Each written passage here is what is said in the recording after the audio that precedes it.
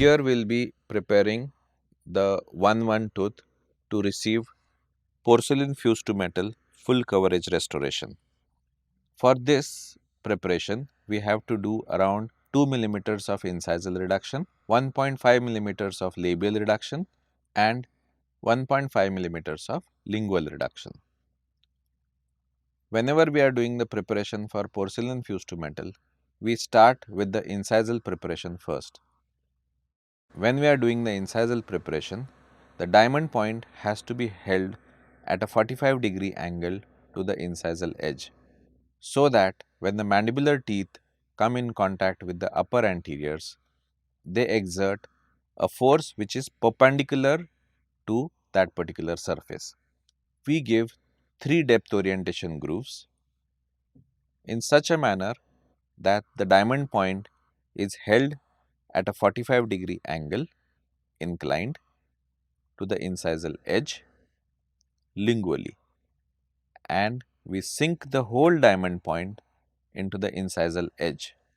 so as to achieve a depth of 1.8 millimeters. Such 3 incisal grooves have to be prepared on the incisal edge with the same inclination of the handpiece and the diamond point. Care has to be taken that sufficient amount of water flows so that the tooth is cooled enough to prevent any detrimental effects onto the tooth. For practical purpose, we are going to mark the depth of the incisal grooves which we have made with a pencil. In the oral cavity,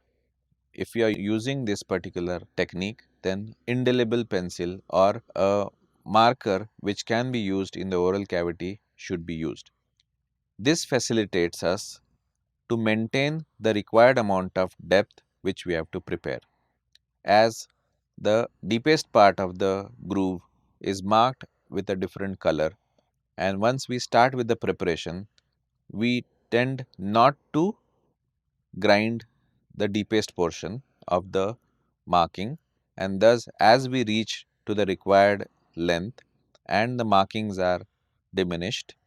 by your preparation, you achieve the required particular depth of preparation what you had planned for. Whenever we are doing the incisal preparation, we have to see to it that the movement of the diamond point is in a sweeping action, so that sufficient amount of cooling takes place of the tooth when we are reducing the tooth. The angle of the diamond point has to be maintained every time in the same direction, and it should not change when we are grinding. So it's important that we maintain the angle of the diamond point and we slightly tilt the diamond point from mesial to distal direction, so that only the elevated portion of the tooth are reduced and not the depth of the preparation is reduced, as you can see in this particular aspect.